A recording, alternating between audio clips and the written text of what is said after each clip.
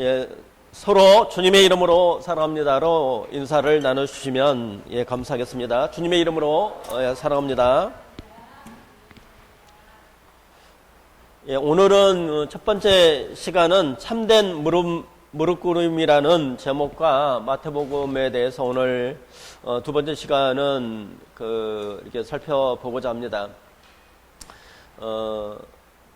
목록은 오늘 이제 순서는 회개와 천국에 대해서, 두 번째는 주님이라는 이제 주제권에 대해서 이렇게 살펴보고, 그 다음에 십자가에서 우리가 연합이 되어 있는데, 십자가라는 어떤 단어 가운데에 연합이라는 단어가 굉장히 어떤 중요한 말이에요. 그래서 이제 그걸 한번 살펴보고, 그 다음에 이제 초대교회의 복음을 삶을 이렇게 오늘 살펴보고자 합니다.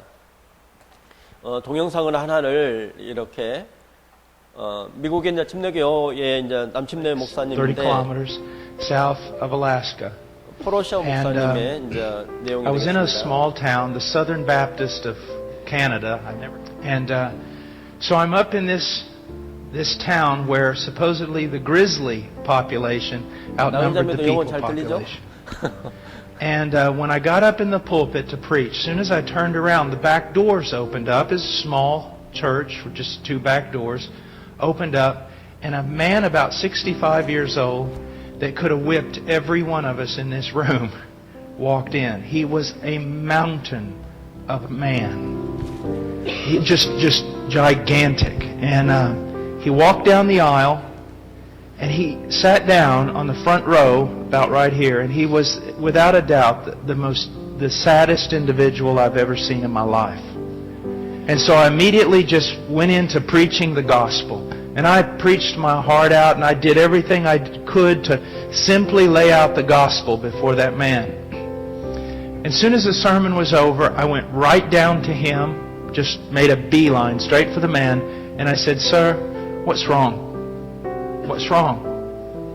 And he reached behind him and he pulled out a manila envelope about this big. And he pulled out an x-ray and he said, "I'm going to die in 3 weeks. They just told me I'm going to die in 3 weeks." And then he said, "I've lived in the bush on a working cattle ranch all my life. The only way you can get there is by float plane or riding over the mountains on horseback." He goes, "I have lived there all my life. I have never been in a church building until today. Never." He goes, I believe that there's a God, and one time, a long time ago, I heard somebody talking about some guy named Jesus. And he said, "I'm going to die." And he said, "I've never been afraid of anything." And looking at him, I could see why. He said, "I've never been afraid of anything." He said, "But I'm going to die, and I'm terrified." And I said, "Well, sir, you heard the message of the gospel. Did you understand it?" And he said, "Well, of course I did." He said, "A child could have understood what you were saying. I just say yes." And I said, "Well, sir, salvation, in a sense, God has done the work, and we are to receive Christ, and we are to call out on Christ and ask Him to save us. And if we do so with repentance and faith, He will." But I said, "Sir, it seems that you have very little knowledge of who God is. You seem to have very little real experiential knowledge of your sin. You seem to have little evidence that God's done anything in your heart." He said, "That's right." He goes, "Nothing in my heart." He goes, I don't feel any, I have no new attitude towards sin like you were talking about. I'm just here and I just understand." And so I said, "Sir, I'm flying back to the United States tomorrow. I'll cancel my plane ticket. You're going to die in 3 weeks. We will stay here for 3 weeks. And we will go through Scripture until you die or come to know the Lord." And I said, "And let's start right now."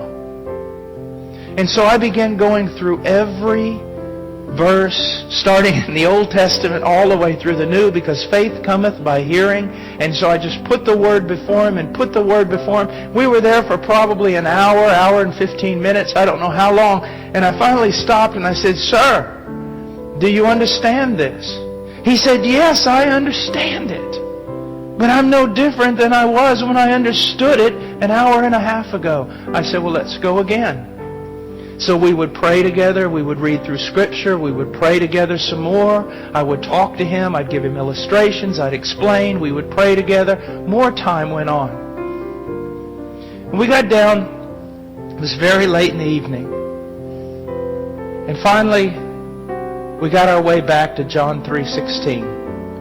And I said, sir, I said, read this passage. He said, well, we've read it 1,000,000 times. I said, I know.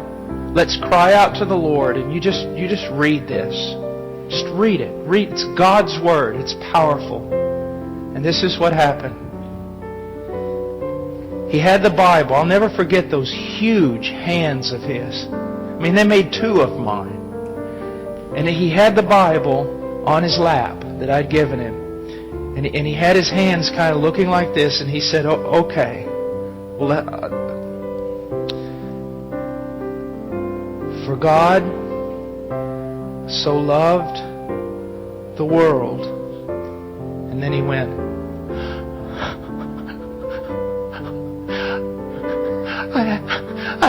all my sins are gone. All my sins are gone. I've been forgiven. I have eternal life. Jesus Christ, He's so beautiful. He died for me.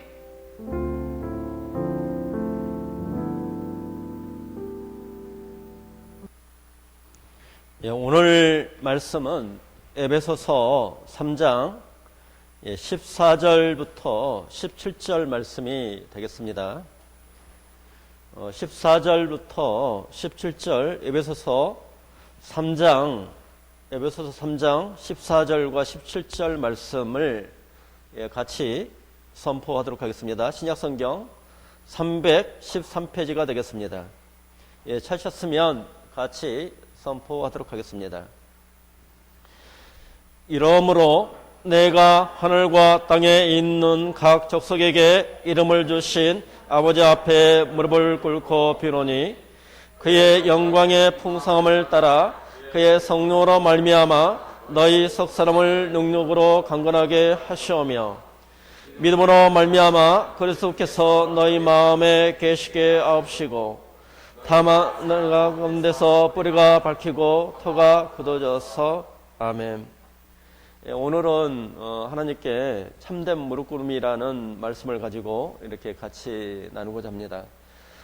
동영상에서도 이렇게 폴 워셔 목사님을 통해서 본 것처럼 목장 주인이었는데 이 사람이 3개월이라는 시한부 인생을 사형 선고를 받았어요. 받고 나서 말씀을 처음 접하는 말씀을 통해서 간절한 마음으로 그 말씀을 듣는 가운데에 하나님께서 요한복음 3장 16절을 통해서 그 말씀을 이렇게 이제 받아들이는 그 부분을 이렇게 동영상을 이렇게 보셨어요. 사람이 정말 안 변해요. 안 바뀌죠. 그럼 어떤 때 사람이 바뀌냐면 이번의 간증처럼 내 인생이 시한부 인생이라는 것을 깨달을 때 사람이 바뀐다는 거예요. 나에게 사형 선고가 왔을 때 내가 죽는다고 했을 때에 바뀐다는 거예요. 그러면 이 하나님의 말씀은 우리에게 주시는 것은 우리를 고쳐 쓰려고 하는 것이 아니에요. 우리를 어떻게 고쳐 쓰겠어요? 쓸 수가 없어요. 오로지 쓸 수 있는 것은 하나님이 쓸 수 있는 것은 우리가 죽어야 되는 거예요. 우리가 사형 선고를 받아야 되는 거예요. 사형 선고를 받아서 나와 옛사람은 지옥에 갈 수밖에 없다는 처절한 그런 지옥부를 한번 경험을 성령님을 통해서 경험을 할 때에 그제서야 인간이 어떻게 돼요? 내려놓는다는 거 쉽지 않다는 거예요.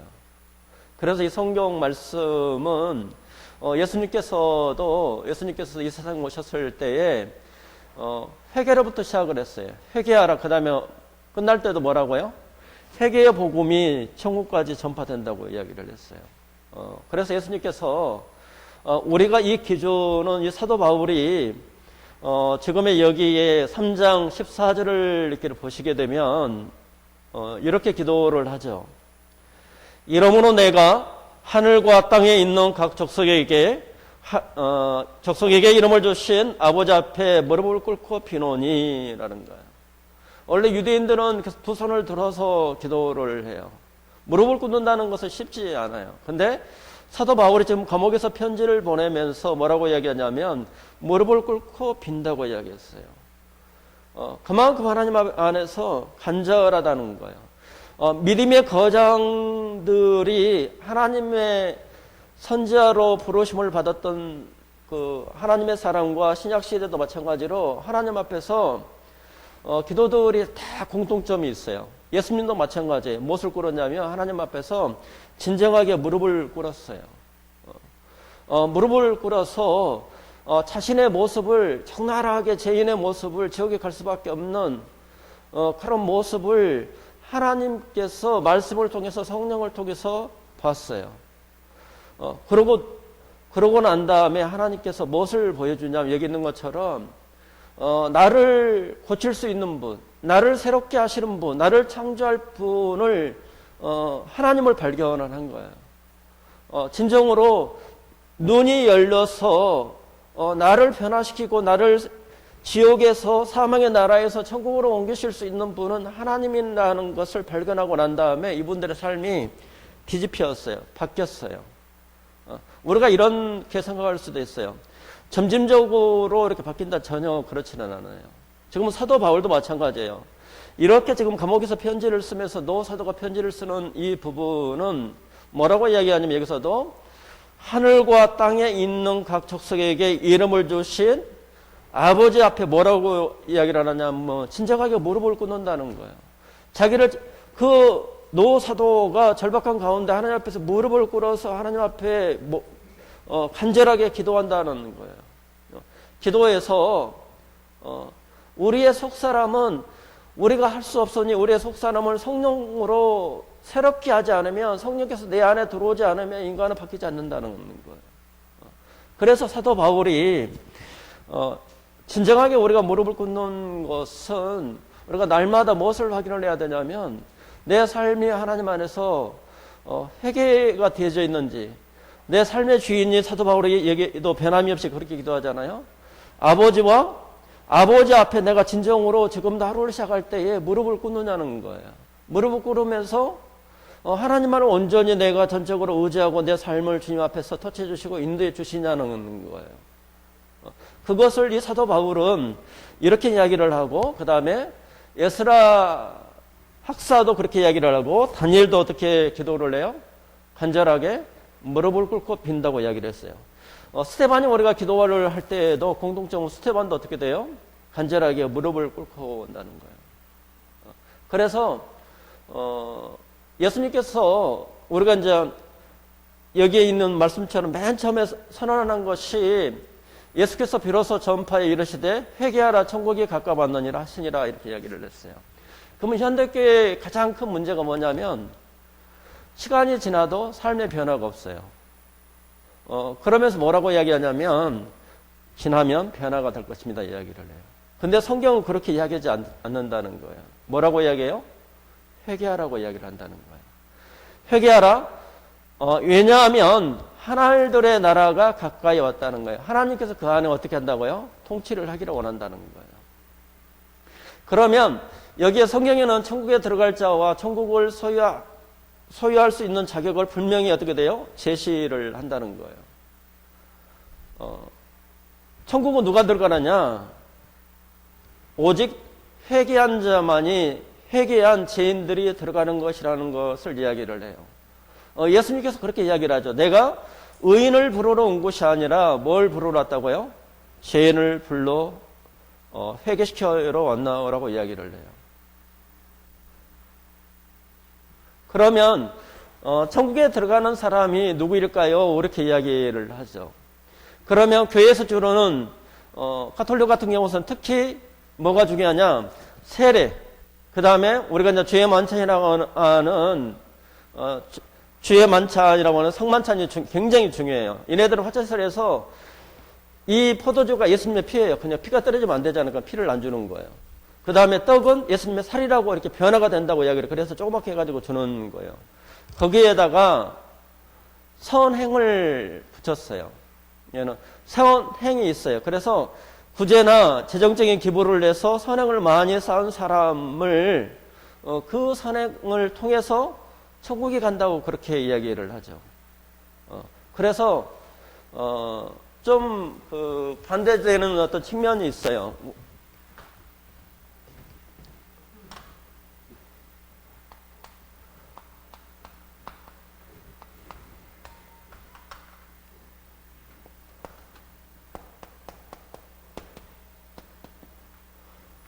카톨릭은 구원이 있어요. 은혜에다가 뭐가 붙었어요? 선행. 그러면 우리는 구원이 있어요. 여기에 칭의가 있죠. 우리가 칭의가 있고 여기에 우리가 이제 행함이라는 것이 있어요. 구원을 받은 사람은 예수님께서 그 안에 통치를 하기 때문에 삶의 열매가 일어난다는 거예요. 삶의 변화가 안 일어나는데 그 사람이 구원이다. 에베소서 2장을 여기를 한번 펴셨으니까 에베소서 2장을 한번 이렇게 보시도록 하겠습니다. 2장. 우리가 이제 대표적인 그 말씀이 에베소서 2장을 이렇게 말씀을 하죠. 그러면 석호 형제가 2장 7절부터 10절까지를 한번 선포해 주세요. 이는 그리스도 예수 안에서 우리에게 자비하심으로써 그 은혜의 지극히 풍성함을 오는 여러 세대에 나타내려 하십니다. 너희는 그 은혜에 의하여 믿음으로 말미암아 구원을 받았으니 이것은 너희에게서 난 것이 아니요 하나님의 선물이라. 행위에서 나는 것이 아니니 이는 누구든지 자랑하지 못하게 하니라. 우리는 그가 만드신 바라 그리스도 예수 안에서 선한 일을 위하여 지으심을 받은 자니 이 일은 하나님이 전에 예비하사 우리로 그 가운데서 행하게 하려 하심이니라.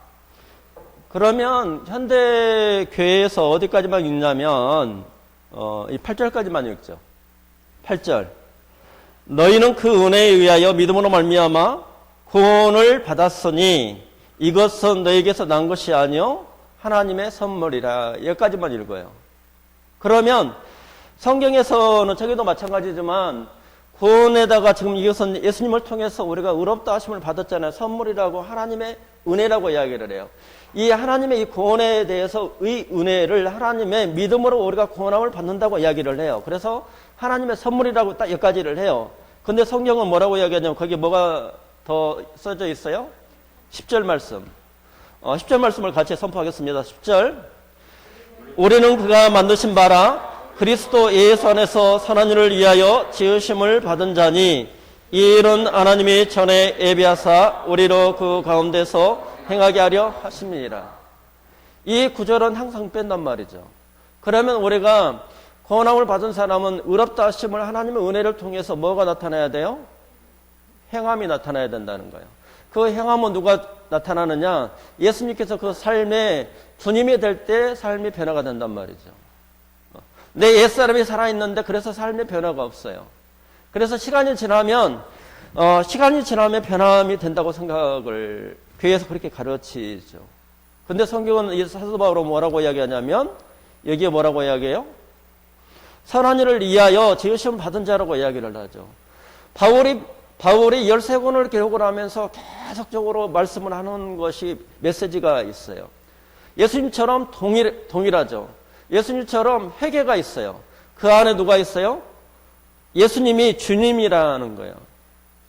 우리가 이론적으로 머릿속에 주님뿐만 아니라 내 삶의 모든 것들이 주님이냐는 거예요. 삶의 그것을 사도 바울은 끊임없이 그거에 대해서 이야기를 하고 있어요.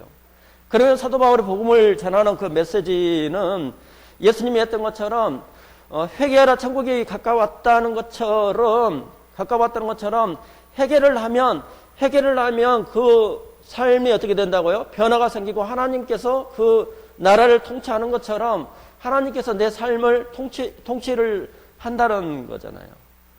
그러면 복음이 예수님께서 지금의 복음을 전하는 것과 지금의 이 세상에서 복음 전하는 것이 어떻게 돼요?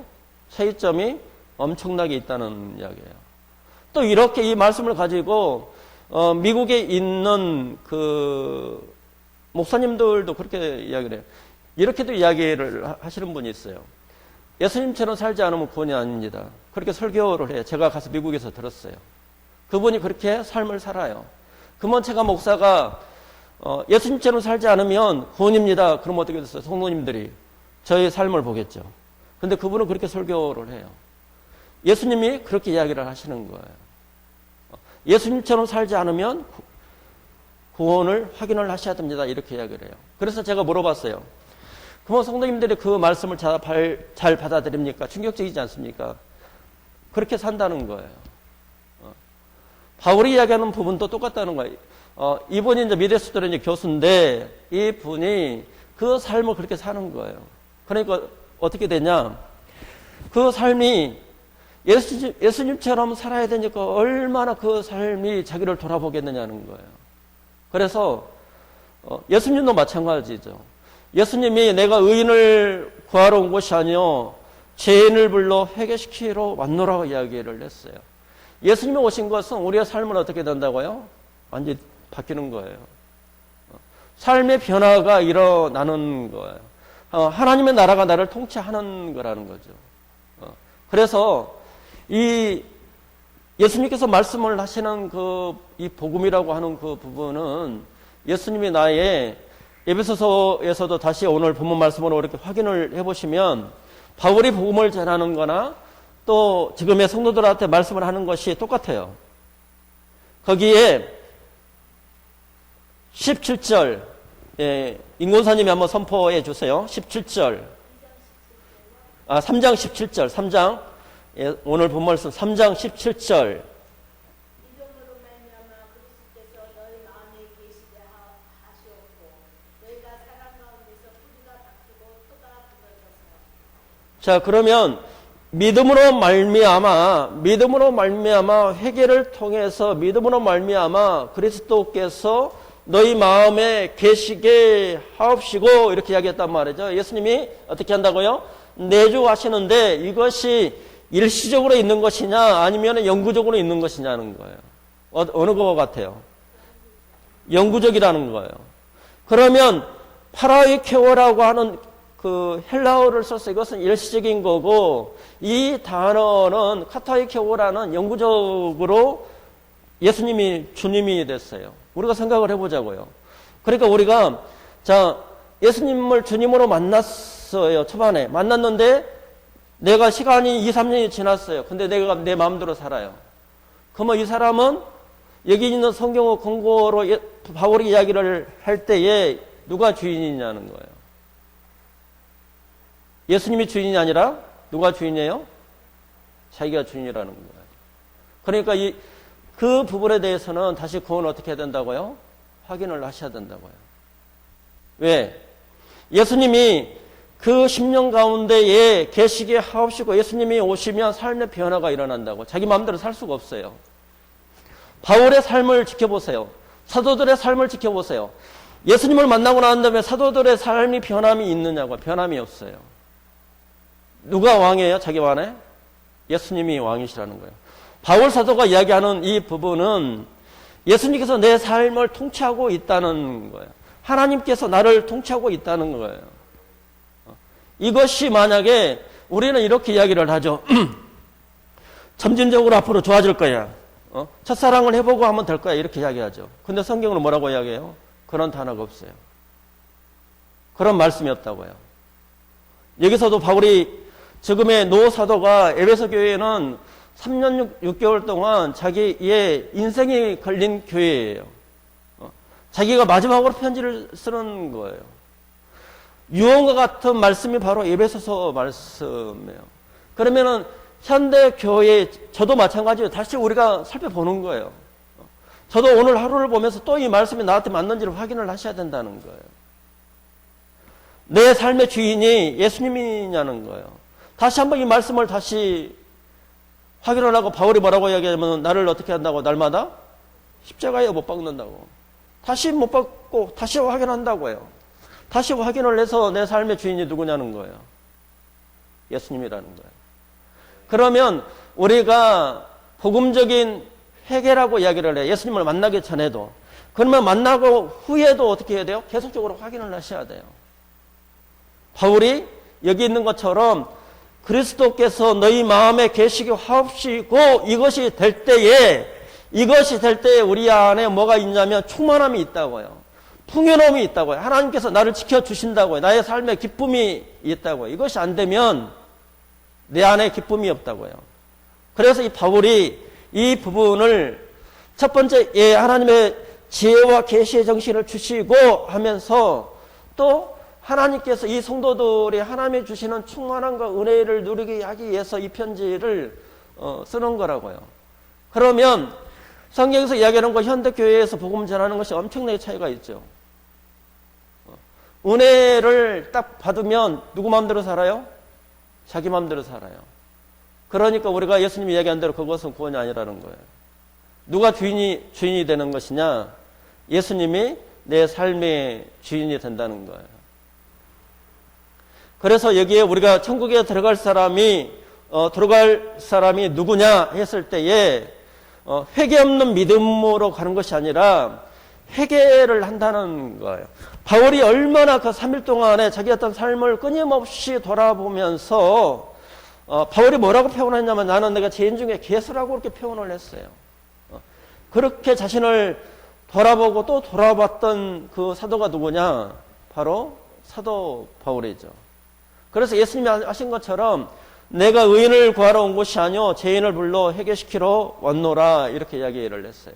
그래서 회개와 믿음은 뛸 수가 없는 거죠.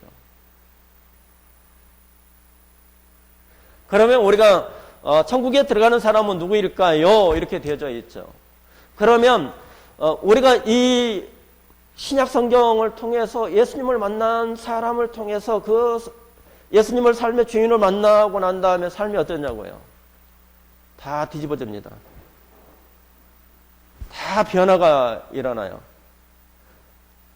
그러니까 가부가 두 렛돈을 내는 모습을 보면서 예수님이 뭐라고 이야기를 해요? 진정한 회개라고 이야기를 하는 거예요. 자기가 그 두 렛돈이 없으면 그 여인은 또 죽을 수밖에 없어요. 그럴 수밖에 없는데 그것을 누구한테 내요? 하나님 앞에 던진다는 거예요. 그런 것처럼 예수님이 돈을 두 넉돈을 얼마나 되겠어요? 그런 것이 아니라 그 마음에서 하나님 안에서 진정하게 그것을 그 과부는 하나님을 만나고 난 다음에 너무 감사하니까 자기의 삶을 드리고 싶은 마음이 있었던 거라고요. 그래서 우리가 지정이라고 하는 것은 먼저 자신이 지은 죄를 시인하고 인정하는 것. 정은 두 번째로 통회하고 자복하는 것. 그 다음에 의라고 하는 것은 가던 길을 어떻게 하는 거예요? 돌이키는 거라는 거예요.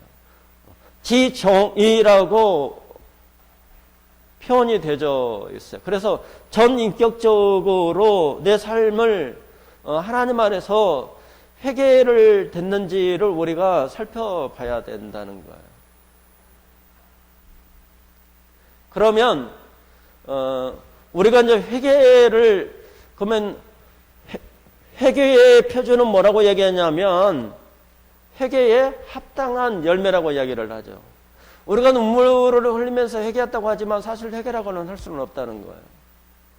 회개에 합당한 열매가 있느냐는 거예요. 성도님들은 합당한 열매가 있어요?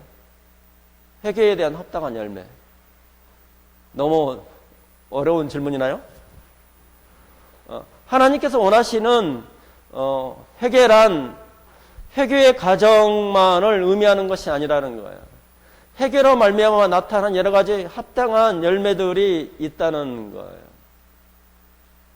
그러면 회개를 했다는 것은 회개 자체를 했다는 것이 중요한 것이 아니라 진정하게 그가 죄에 대한 인식을 바꾸고 새로운 삶을 시작을 했느냐가 중요하다는 거예요. 그러면 회개했다고 하는 사람이 다시 옛날의 삶으로 돌아가 죄를 짓고 또 죄를 짓고 그 사람은 어떤 거예요? 회개를 하지 않았다고 봐야 된다는 거예요. 그러면 대체 참된 회개란 무엇이냐는 거예요.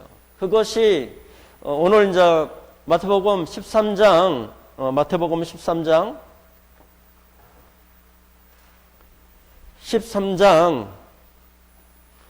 나우자매가 13장 44절 44절 말씀을 선포해 주시면 되겠습니다. 신약성경 23페이지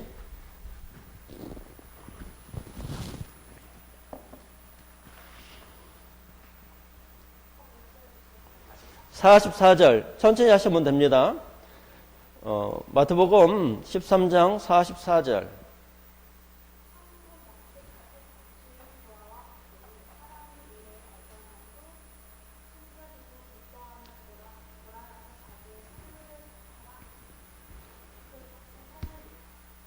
자, 여기에 밭은 사람의 우리의 마음이라고 그렇게 표현을 하겠죠. 그 다음에 보아는 뭐예요? 보아는 예수님이에요. 그러면 참된 회개를 종합해 보면 회개라고 하는 것은 자신의 인생의 목표가 바뀌어지는 거예요. 자신이 소중하게 생각했던 가치가 변화된 것을 이야기를 해요. 인생의 목표는 세상적이었던 사람이 이제는 하나님이 보시는 가장 중요한 것으로 뒤바뀌는 것을 이야기를 해요. 가치가 어떻게 돼요? 전환이 되죠. 가치가 변화가 된다는 거예요. 자기의 삶을 회개를 통해서 자기의 삶을 누구 바꾸냐면 예수님을 바꾼다는 거예요. 자신의 회개를 통해서 내가 이대로 죄를 지을 수밖에 없고 옛사람을 통해서 지옥에 갈 수밖에 없고 세상에서 실패할 수밖에 없고 내 안에는 만족감이 없다는 것을 철저하게 발견을 하고 난 다음에 내 삶에 창조주이시고 나를 구원자시고 주님이신 예수 그리스도가 내 안에 들어오기를 원한다는 거예요. 그래서 예수님을 내 삶에 주님으로 영접을 하기를 원하는 간절한 마음으로 하나님 앞에서 기도를 한다는 거예요. 그것이 뭐예요? 회개의 열매라는 거예요. 이전까지는 하나님보다 세상의 친구가 더 소중했는데 뒤바꿔버린다는 거예요. 그러면 이 사람은 시한부 인생이란 말이죠. 이 사람도 이 요한복음 3장 16절을 수백 번 읽었어요. 그런데 변함이 없잖아요. 그러다가 자신이 죽을 수밖에 없다는 3개월의 어떤 시한부 인생이라는 것을 느끼고 난 다음에 자기는 죽는다고 하니까 덩치가 어마어마하게 컸죠. 손이 2배가 크니까 무서울 것이 없는 사람이 자기 죽음 앞에서 그 죄로 인해서 지옥에 갈 수밖에 없는 자기 생명을 살 수 있는 분이 바로 누구냐? 예수님이라는 것을 수많은 것을 들었는데 이것이 자기 것이 안 됐다는 거예요. 그러면서 하나님 앞에서 기도하면서 포로쇼 목사님이 그 소개를 통해서 성령이 터치를 해서 그것이 예수님이 자기 안에 무엇으로 들어왔어요? 주님으로 들어왔잖아요. 그러고 난 다음에 어떻게 됐어요? 삶의 변화가 일어난다는 거예요. 우리가 그 과정을 확인을 해야 된다는 거예요. 그래서 예수님께서 말씀을 하시는 것은 바로 부활하고 비유를 들어서 이야기를 했어요. 그래서 진정하게 변화된 사람은 회개한 사람이라는 거예요. 변화가 일어난다는 거예요. 삭개오도 마찬가지죠. 예수님 앞에서 자기의 삶을 어떻게 돼요? 제약됐던 삶을 돌아보면서 회개를 한단 말이죠. 그러면 어디로 가시냐면 빌립보서 3장 7절로 가시겠습니다. 3장 7절. 7절과 8절. 지금의 마태가 지금의 말씀했던 마태복음 3장 14절과 지금의 사도 바울이 이야기했던 이것이 어떻게 돼요? 똑같아요. 수정의 자매가 빌립보서 3장 7절과 8절 말씀을 선포해 주세요.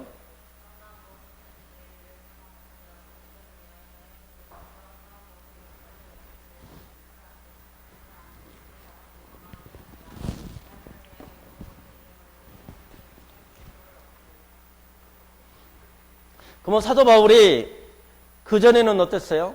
베냐민의 지파죠. 바리새인의 바리새인 중이에요. 율법의 박사예요.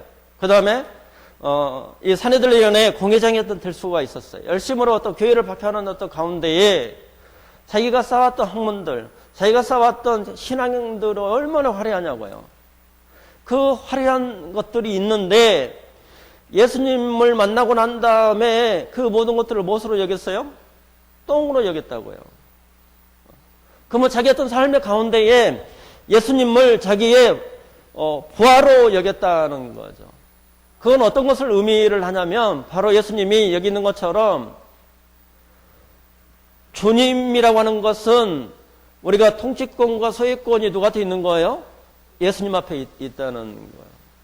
자기의 삶이 바뀌었다고요. 자기의 삶의 통치자가 바뀌었다고요. 자기의 만족이 없던 그 삶에 예수님이 자기의 삶에 들어오고 난 다음에 이 우주 만물을 창조하신 하나님이 내 삶에 들어오고 난 다음에 이 사도 바울이 어떻게 됐어요? 뒤집어졌다고요. 그래서 완전히 바뀌어서 누구를 위해서 사냐? 나를 위해서 온전하게 가장 귀한 목숨을 주신 예수님을 삶을 산다고요. 삶이 뒤집히는 것을 사도 바울이 이야기를 해요. 그래서 이 사도 바울이 편지를 쓸 때마다 자기를 뭐라고 표현을 하냐면 나는 예수 그리스도의 둘러스라는 노예, 종이라는 단어를 쓰고 있다고요. 사도 바울은. 예수님의 자유로운 종이라고 그렇게 표현을 한다고요. 내가 그 사랑이 고마워서 내가 예수님 앞에 어떻게 돼? 예수님을 나를 모시기를 살기를 원한다고요.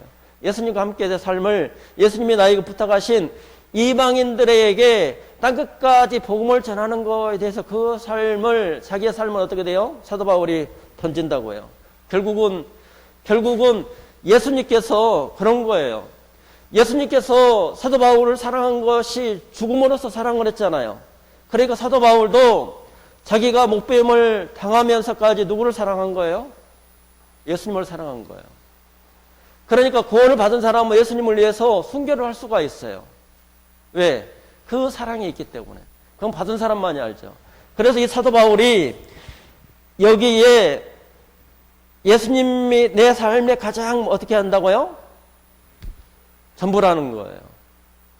그래서 여기에 우리가 주인, 통치권, 어떤 소유권이라고 하는 것은 주재권을 인정한다는 것은 단지 지적으로 예수님이 나의 주인이라는 정보를 취득하는 것이 아니라는 거예요. 실질적으로 순종을 이끌어내는 근거로서 예수님과의 나의 관계를 제대로 자각하는 것을 의미를 한다는 거예요. 그러면 참된 열매는 참된 관계 속에서 맺는 것으로 주재권, 주대심을 인정하는 것은 참된 관계를 맺는다는 거예요. 예수님을 주인으로 모시고 그분을 따르고 있는 종이라는 거예요. 주인으로서 갖는 주재권을 어떻게 한다는 거예요? 인정한다는 거예요. 그러면 구원의 문제가 틀어지죠. 예수님이 이야기하시는 것은. 바울이 이야기하는 것은 단지 예수님이 나를 위해서 죽었어. 이 칭의를 이야기를 하는 것이 아니에요. 바울의 편지를 잘 읽어보세요. 바울이 편지를 쓸 때마다 자기를 어떻게 표현을 하고 있냐면 나는 예수님의 뭐라고요? 종으로 표현하고 있어요. 그리스도의 노예라고요. 그렇게 표현을 하고 있다고요. 그러면 참된 열매는 예수님이 내 삶의 주님이 되셔서 내가 그분을 따르는 종으로서 내가 주님 앞에 같이 동행하는 것이 삶을 이야기를 한다고요. 그러면 이렇게 사도 바울처럼 사는 사람이 이 시대에 얼마나 되겠냐고요. 머릿속으로는 이것을 알 수 있지만 실질적으로 또 이렇게 삶을 사는 통치자로 사는 어떤 열매를 맺고 사는 사람이 얼마나 되겠냐고요. 어렵다고요. 그래서 구원의 문제가 어떻게 됐다고요? 어렵다는 거예요. 그래서 그것을 어떻게 해야 된다고요? 자꾸 확인을 해야 돼요. 우리가 세상에도 바이러스가 이렇게 막 확인을 하고 이번에 또 교회에서 발생하니까 교회에 또 그렇게 확인을 하잖아요. 그러면 이 문제를 쉽게 다룰 문제가 아니라는 거예요. 우리가 예수님이 나의 구속자시죠. 그 다음에 내 안에 예수님이 주님이에요. 나는 정말로 예수님의 노예냐는 거예요. 그렇게 내 삶을 살아가고 있느냐는 거예요. 그것이 그렇게 사는 삶이 예수님께서 이야기하는 것이 구원이라고 이야기하는 거예요. 그래서 아브라함이 25년 동안 결국 인정받은 것은 언제 인정을 받았느냐? 자기 아들 백색대의 아들 이삭을 드렸을 때에 네가 진정으로 나를 사랑한다고 구원을 그렇게 해서 인정을 한 거예요. 아브라함의 믿음을. 그것이 어디서 나와요? 야고보서에서 나오잖아요. 바울도 마찬가지죠. 바울도 이렇게 예수님을 30대에 만나고 50대까지 열심히 살다가 60대에 어떻게 돼요? 자기 뜻대로 살면 바울도 구원받은 사람이 아니죠. 근데 바울은 어떻게 돼요? 변함이 없이 흘러간단 말이죠. 누가 내 삶의 주인이에요? 바울은 지금의 오늘 본문 말씀에서 에베소서 3장 그 17절을 이야기를 하고 있지만 자기의 삶에 뭘 하고 있는 거예요? 간증을 하고 있는 거예요. 간증을. 내 삶이라는 거예요. 이것이 설교가 아니라 내 삶이 뭐라고요? 간증이라는 거예요. 그것이 진정하게 주님 통치권 소유권이라고 이야기하는 거예요. 그러면 우리가 믿음과 행함했던 관계에서 보면 우리가 참된 무릎꿇음이라는 거예요. 예수님이 나의 주님이라고 하는 어떤 포커스는 어디에 있냐면 마태복음 7장 21절을 보시겠습니다. 마태복음 7장 21절.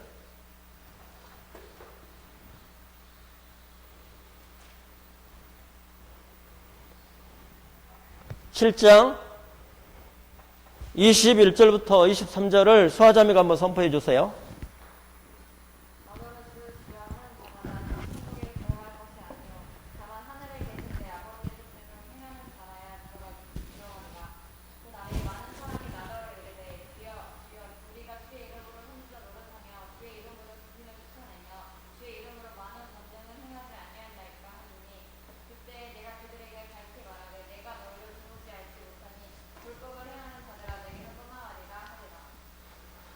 현대교회에서 강조를 하지 않는 말씀이 이 말씀이죠.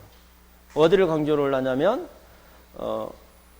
오늘 읽어드렸던 에베소서 2장의 내용들을 하고 요한복음에 이제 빼앗을 자가 없다. 그것을 강조를 하는데 지금의 예수님께서 천국에 자신의 나라의 법을 선포하시는 것은 마태복음 5장부터 7장까지였던 내용이에요. 이게 누구의 법이에요? 예수님께서 천국의 나라의 법이라고요. 법을 이야기를 하면서 강력하게 경고를 했던 말씀이 어떤 것이냐? 마태복음 7장 21절에 이것은 우리가 강력하게 이야기를 않죠.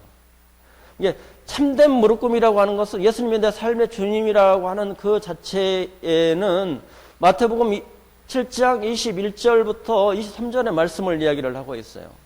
그러면 여기에 핵심적인 어떤 이 말씀인데 이 말씀은 어떻게 사람들이 강조하지 않는다는 거예요. 복음은 하나님의 은혜의 선물에 이것만 강조를 하죠. 이 말씀을 강조를 하지 않죠. 근데 예수님은 7장에서 마무리를 지어가면서 하나님의 나라의 법을 선포를 하면서 마지막으로 그 선포를 하면서 이 말씀을 예수님이 어떻게 돼요? 굉장히 강조를 하고 있죠. 그 위에는 좁은 문으로 들어가라 멸망으로 인도하는 문은 크고 그 길이 넓어 그리로 들어가는 자가 많고 이렇게 되어져 있죠. 그러면 여기에 7장 21절에 예수님께서 직접 선포하신 복음이 요구되는 것은 믿음에 뭐가 포함이 된다는 거예요? 순종과 복종과 그 다음에 거기에 순교가 포함이 된다는 것을 이야기를 하고 있어요. 나더러 주여 주여 하는 자마다 다 천국에 들어갈 것이 아니요 다만 하늘에 계신 내 아버지의 뜻대로 행하는 자라야 들어간다고 이야기를 했어요. 주님을 위해서 자기를 부인하고 자기 십자가를 지고 주님을 따르겠다는 주님을 주님으로 모시고 삶을 그렇게 사는 열매가 나타났을 때에 예수님이 어떻게 한다고요? 믿음을 그 사람이 어디에 들어간다고요? 천국에 들어갈 자라고 인정을 한다는 거예요. 그러면서 여기에 7장에서 반석 위에 지은 사람, 모래 위에 지은 사람을 어떻게 돼요? 비교를 하잖아요. 그러면 하늘에 계신 내 아버지의 뜻대로 행하는 자라야 들어간다는 것은 우리가 예수님을 통해서 은혜를 받은 사람은 예수님을 내 삶의 주님으로 모시고 살아가는 삶을 그 안에 순종하고 믿음이라고 하는 것은 충성하고 그 안에 순교할 수 있는 예수님이 나를 진정하게 사랑했기 때문에 나도 진정하게 예수님을 위해서 순교할 수 있는 것까지 포함이 되어져 있다는 거예요. 예수님이 그 법을 지금의 마태복음에서 산상설교에서 모세가 법을 받아서 선포를 하는 것처럼 예수님도 동일하게 이 말씀을 선포를 하는 거예요. 그래서 우리가 참된 무릎꿇음이라고 하는 것은 바로 마태복음 7장 21절에 포커스를 둬서 이야기를 하냐는 거예요. 설교를 들어보세요. 이렇게 이것을 포커스에서 대해서 하나님 은혜를 이야기하는 사람 몇 명이나 되는 거예요? 이 시대에. 별로 없어요. 사실상에 이렇게 말씀의 포커스를 두어서 철저하게 이야기하는 사람이 별로 없다고요. 왜요? 본인도 두렵다고.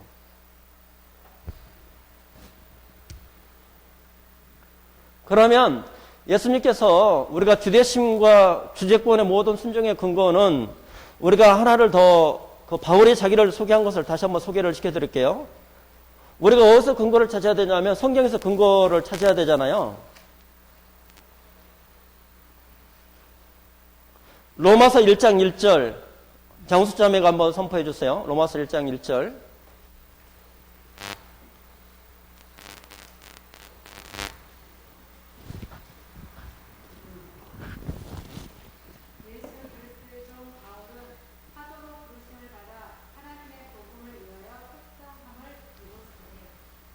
자, 바울이 예수 그리스도의 노예 바울은 이렇게 했죠. 사도로 부르심을 받았다고 이야기를 하잖아요. 하나님의 복음을 위하여 특정함을 입었으니 예수 그리스도의 무엇으로 소개를 해요? 노예로 표현을 하잖아요. 종. 노예라는 거죠. 둘러서 노예라는 거예요. 나는 예수님의 그 사랑의 포로가 됐다는 거예요. 내 삶을 예수님이 오니까 너무나 좋다는 거예요. 예수님이 내 안에 오니까 너무 충만하더라는 거예요. 예수님과 사는 것이 하늘에 있는 영광이 내 안에 충만케 되어지더라는 거예요. 그러면서 자기의 이 복음을 소개를 하는 거예요. 당당하게 자신을 뭐라고 소개하냐면 나는 예수님의 종입니다.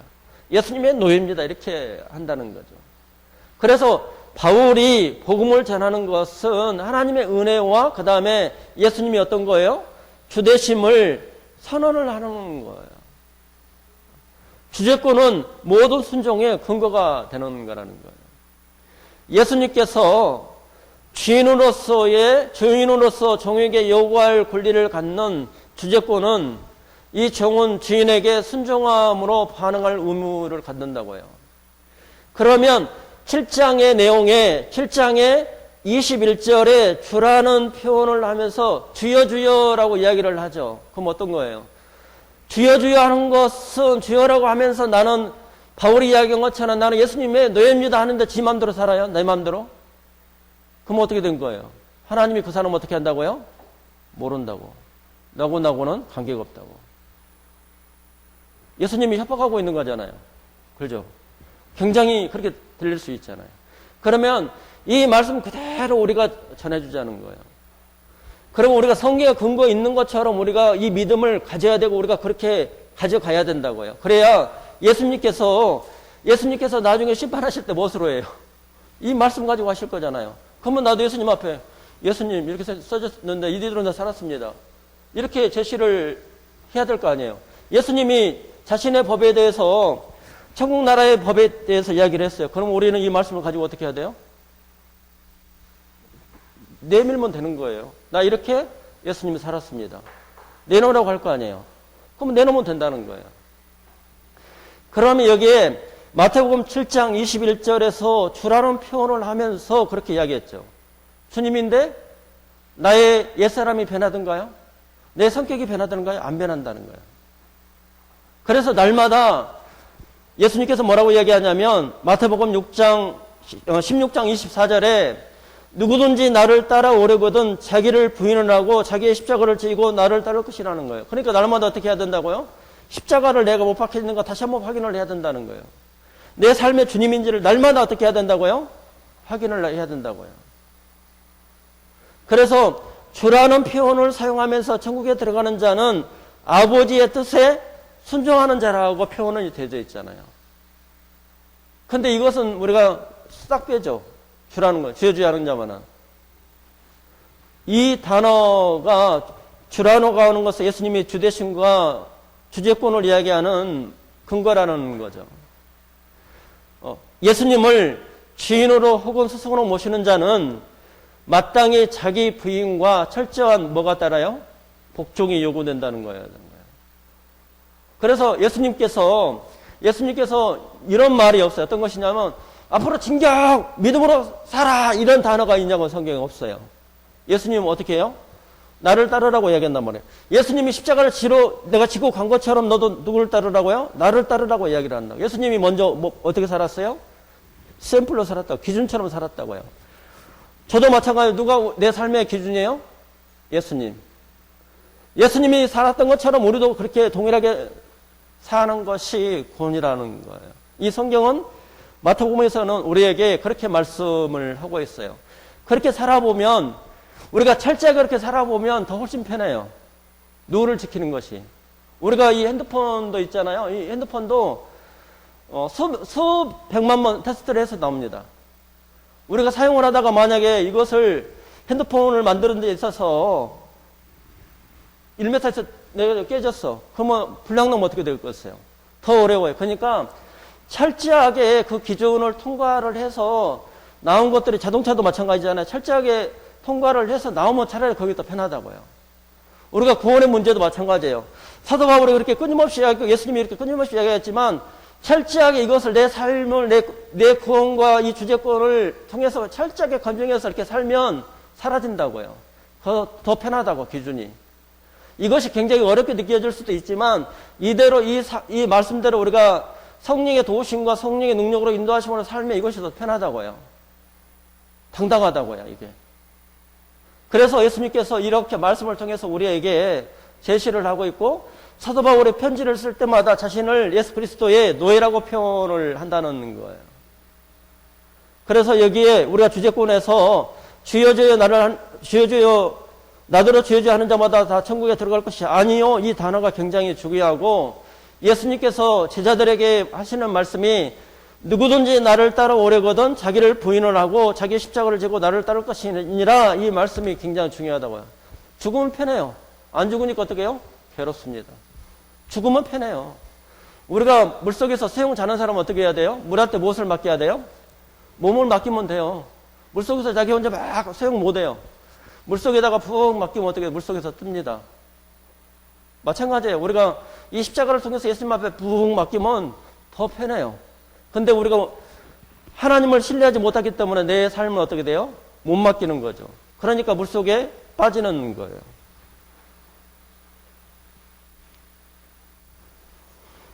그러면 여기에 먼저 말씀드린 것처럼 에베소서 2장 8절과 9절은 의신증의를 가르치는 대표적인 구절이에요.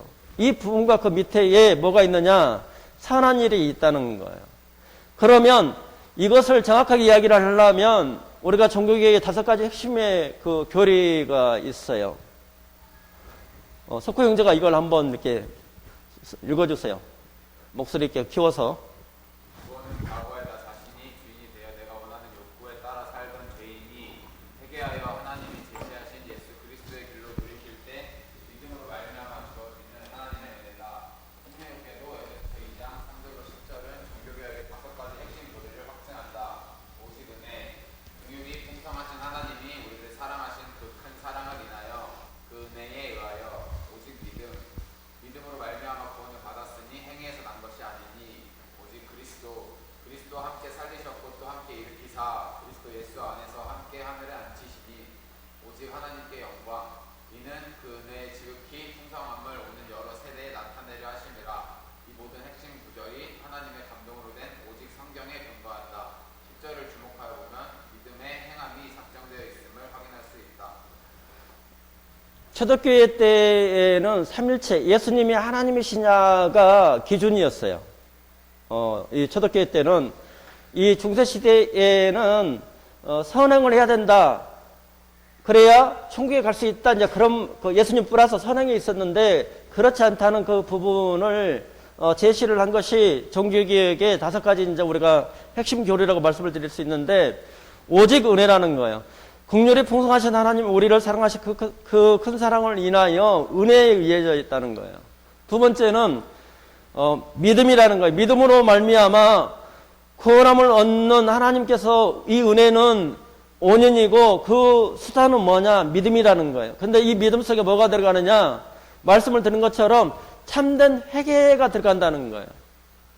내 삶을 돌아보면서 나는 죄로 옛사람을 죽을 수밖에 없는 그런 인생이었고, 나를 내려놓고 내 안에 십자가를 통해서 하나님의 은혜가 내 심령 가운데 들어오기를 원한다는 거죠.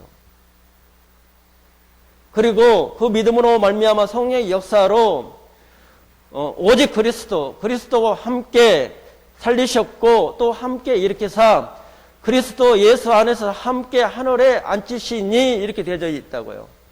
그러면 우리가 함께 살리셨고 함께 일으키사 그 다음에 하나님의 우리가 은혜로 말미암아 하나님의 영광의 보좌에 앉히시니 이렇게 되어져 있다는 거예요. 그리고 오직 하나님께 영광을 돌린다는 거예요. 이는 그 은혜의 지극히 풍성함을 오는 여러 세대에 나타내려 하심이라. 이 모든 핵심 구절이 성경의 감동하심으로 어디 있다고요? 성경에 근거한다는 거죠. 첫째 시간은 여기까지만 하고 오늘 본문 말씀 읽고 5분간 쉬었다가 다시 진행하도록 하겠습니다. 에베소서 3장으로